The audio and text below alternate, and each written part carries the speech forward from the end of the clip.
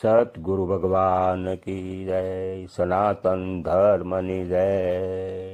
એટલે ગંગામાં પાનબાઈને પણ કહેશે કે કેવું હતું તે કહી દીધું પાનબાઈ, હવે રહેણી પાળવા હેતેથી હાલો। આવી જ રીતે ગંગામાં ગુરુ તરીકે પાનબાઈને કહી દીધું કે બધું જ જ્ઞાન તમને આપ્યું છે, પણ હવે આ જ્ઞાનને રહેણી થકી પાળવા તમે હેતેથી હાલો।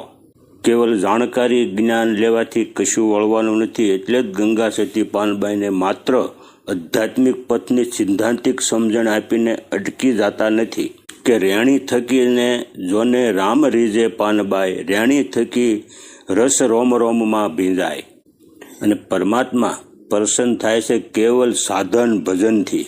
એ રેણી થકી જ રીઝ છે અને આ આધ્યાત્મિક સાધના દ્વારા જ જન્મવા મરવાનું તમારું મટાડીને ધરાવવું અવિનાશીનું ધ્યાન સાધના દ્વારા જ આપને પ્રાપ્ત થાય છે। કેવલ જાણકારી અને જ્ઞાન લેવાથી પ્રાપ્ત થતું નથી। ગંગા સતી કહે છે, નુરત સુરતથી નિજ નામ પકડો રે, જેથી થાય હરિની જાણ। સુરતા સડી ગઈ શૂન્યમાં રે, ચિત્તમાં માહી પુરુષ ભાળ્યા। હવે સુરતા શૂન્યમાં સડી ગઈ અને સુરતાનું નિરીત્યમ રૂપાંતર થાય છે અને સુરતા બધા આલંબોને છોડીને નિરાંબલ બને છે, ત્યારે તેને શૂન્યમાં સડી ગણાય। પછી સુરતા એ સુરતા ન રહે, એ નિરતિ બની જાય છે। હવે સુરતા નિરતિ બનવો કઈ રીતે કે નુરત સુરતથી નિજ નામ પકડ્યું।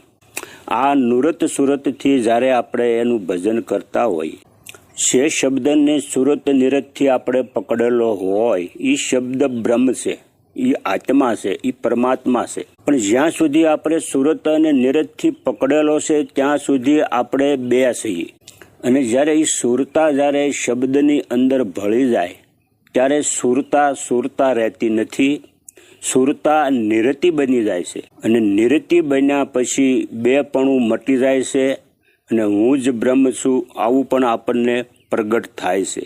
અને જ્યારે સુરતા નિરતિ બની જાય ત્યારે જ આપણો સાક્ષાત્કાર થાય છે અને આ સાક્ષાત્કારને ગંગા સતી પુરુષ ભાળ્યા એમ કહે છે। એટલે જ પાનબાઈની સુરતાને તે પરમ પુરુષમાં લીન થઈ ગઈ અને પરમ પદની પ્રાપ્તિ થાય છે। આને જ સુરતા શૂન્યમાં લીન થઈ ગયા પછી પણ અને પછી જ સુરતા તે જ પરમ પુરુષ છે અને તે જ એ પુરુષમાં લીન થઈ જાય છે।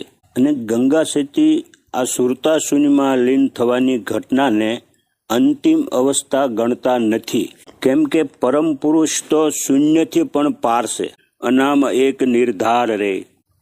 જ્યારે સમર્થ સદગુરુ અધિકારી શિષ્યને આવી સિદ્ધિની પ્રાપ્તિ કરાવે છે અને પરમ પદ સુધી પહોંચાડે અને નિર્વાણ પદને પમાડે છે।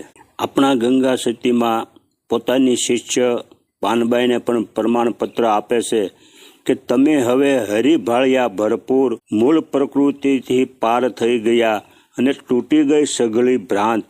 તમે તમારું સ્વરૂપ તમે જોઈ લીધું, તમે પદ પામ્યા નિર્વાણ।